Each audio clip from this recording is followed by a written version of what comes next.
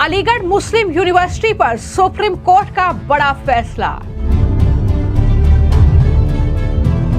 Supreme court ने AMU से अल्पसंख्यक संस्थान होने के मांगे सबूत। 3 जजों की बेंच अब एएमयू पर लेगी बड़ा फैसला। अलीगढ़ मुस्लिम यूनिवर्सिटी के अल्पसंख्यक संस्थान होने के स्टेटस को लेकर सुप्रीम कोर्ट ने बड़ा फैसला सुनाया है। सुप्रीम कोर्ट की 7 जजों की बेंच का ये मिला जुला फैसला है, जिसको लेकर कहीं ना कहीं विपक्ष में भी अब खलबली मच चुकी है। दरअसल सुप्रीम कोर्ट ने यह कहा है कि केवल अल्पसंख्यक समुदाय द्वारा स्थापित किया जाना ही अल्पसंख्यक संस्थान होने के लिए काफी नहीं है। कोई संस्थान केवल इसलिए अल्पसंख्यक दर्जा नहीं खो सकता क्योंकि इसकी स्थापना कानून द्वारा की गई है।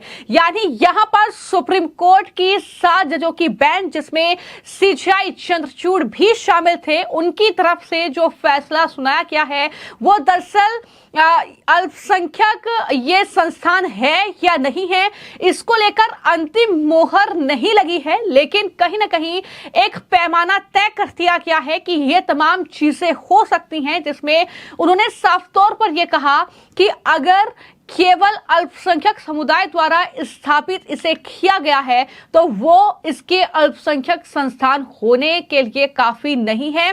इसके लिए बाकायदा सबूत पेश करने होंगे कि इस अलीगढ़ मुस्लिम यूनिवर्सिटी को किसी मुस्लिम शख्सियत ने ही बनवाया था और ये कब बनवाई गई थी। ये तमाम सबूत जो है वो अब एएमयू को देने होंगे।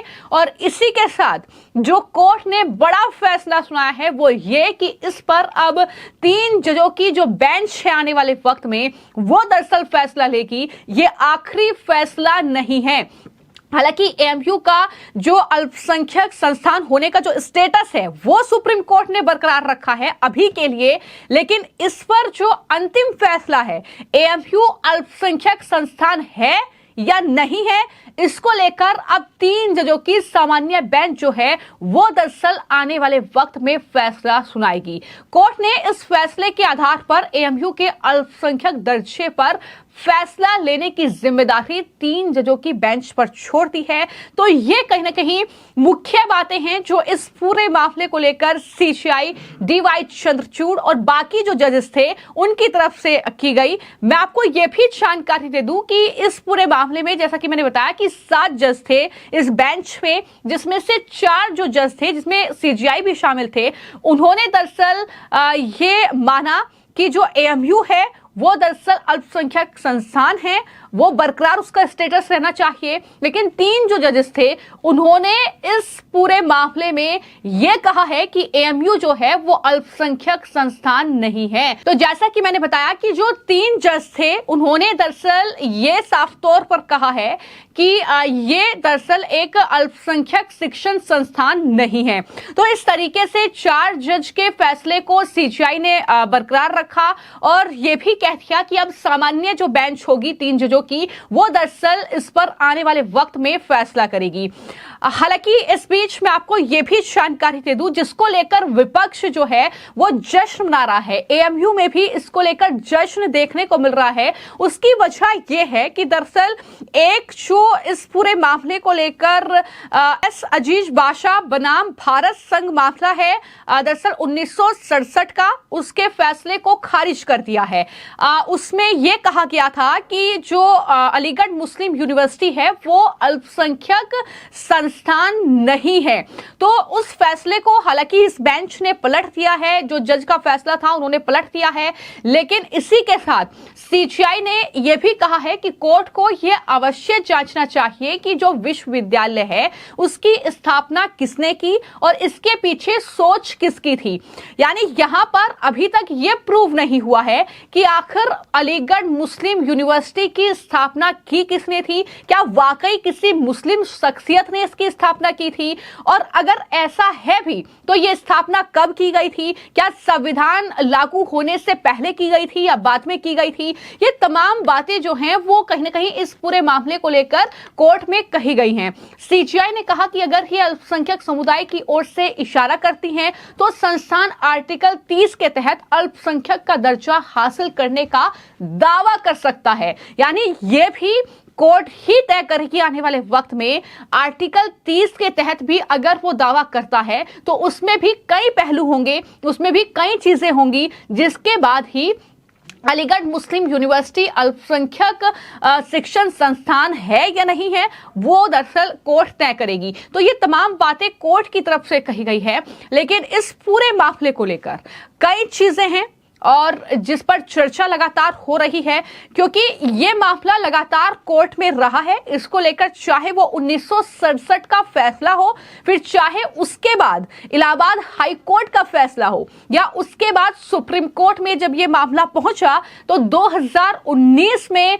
दरअसल ये मामला गया, और इसके बाद किस तरीके से पूरी सुनवाई सुप्रीम कोर्ट में हुई, ये तमाम चीजें इस पूरे मामले में हैं। लेकिन आखिर में सुप्रीम कोर्ट ने यह कहा कि एएमयू अल्पसंख्यक संस्थान है या नहीं, ये 3 जजों की बेंच ही तय करेगी। और इसको लेकर अब बता दें कि कई रिएक्शन सामने आए हैं, जिसमें बीजेपी के कई नेता हैं, चाहे वो शहनवाज हुसैन हो, जिनकी तरफ से साफ तौर पर जिक्र किया गया कि अभी तक तो ये तय ही नहीं हुआ है कि एएमयू अल्पसंख्यक संस्थान है या नहीं, ये तो 3 जजों की बेंच ही तय करेगी। तो क्या कुछ उन्होंने कहा है, जरा सुनिए। सुप्रीम कोर्ट ने अभी फैसला दिया है और कहा है कि रेगुलर बेंच में इसको सुना जाए। तो अलीगढ़ मुस्लिम यूनिवर्सिटी के अभी तो उसका स्टेटस माइनॉरिटी का है और उसको लेकर काफी चर्चा रही है।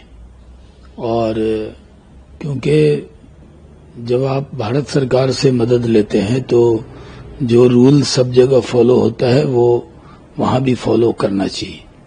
तो ये अभी फैसला आया है, अब इसकी फैसले को पूरी तरह से देखा जाएगा, उसके बाद रेगुलर बेंच में ये सुनवाई होगी। अब बीजेपी के जब नेताओं की हम बात कर रहे हैं, जिनकी प्रतिक्रियाएं लगातार सामने आ रही हैं, उसमें बीजेपी आईटी सेल प्रमुख अमित मालवीय ने कुछ तथ्यों के साथ दरअसल पोस्ट किया है इस पूरे सुप्रीम कोर्ट के एएमयू पर फैसले को लेकर। और उन्होंने ये बताया है कि संसदीय बहस के दौरान एएमयू को अल्पसंख्यक दर्जा देने का विरोध करने वाले कुछ दिग्गजों ने क्या कहा था। उसमें उन्होंने प्रोफेसर एस नूरुल हसन का जिक्र किया है, जो कि शिक्षा मंत्री रहे 1972 में। और उन्होंने क्या कहा था, उन्होंने कहा था कि ये कोई ऐसी मांग नहीं है जो ना तो राष्ट्र हित में है और ना ही विश्वविद्यालय के हित में है। उन्होंने कहा कि मैं मुस्लिम समुदाय सहित हमारी आबादी के किसी भी वर्ग को सुझाव देने का साहस कर सकता हूं।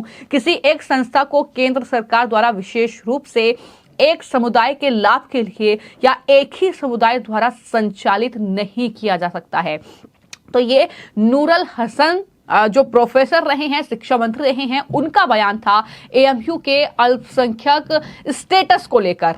इसके अलावा जो है अमित मालवीय ने सीटी जो कि नेता रहे हैं उनके बयान का जिक्र किया, और उन्होंने इंदिरा गांधी के जो बयान था इसको लेकर उसको कोट किया था। और उन्होंने कहा था कि मैं उद्धृत करता हूं, यदि ये मांग मान ली जाती है तो सरकार अन्य अल्पसंख्यकों, धार्मिक और भाषाई की इसी तरह की मांगों का विरोध नहीं कर सकती है। अलीगढ़ मुस्लिम यूनिवर्सिटी को लेकर दिया गया प्रधानमंत्री का ये जो बयान था इंदिरा गांधी का, ये हिंदू अखबार में छपा है, उन्होंने इस बयान का जिक्र किया था। तो कई लोगों का उन्होंने बयान जो है वो कहीं ना कहीं यहां पर जिक्र किया है, क्योंकि अलीगढ़ मुस्लिम यूनिवर्सिटी हमेशा से ही कहीं ना कहीं इस मामले को लेकर जो है सुर्खियों में रही है। हालांकि अभी अगर मैं बात करूं तो जैसा कि मैंने बताया कि कोर्ट ने बहुमत से अजीत पाशा फैसला पलट दिया है, तो वही जनवरी 2006 में इलाहाबाद हाई कोर्ट ने 1981 के कानून के तहत उस प्रावधान को रद्द कर दिया था जिसके तहत एएमयू को अल्पसंख्यक का दर्जा दिया गया था। तो यहां पर इलाहाबाद हाई कोर्ट ने भी नहीं माना था कि जो एएमयू है वो अल्पसंख्यक शिक्षण संस्थान है।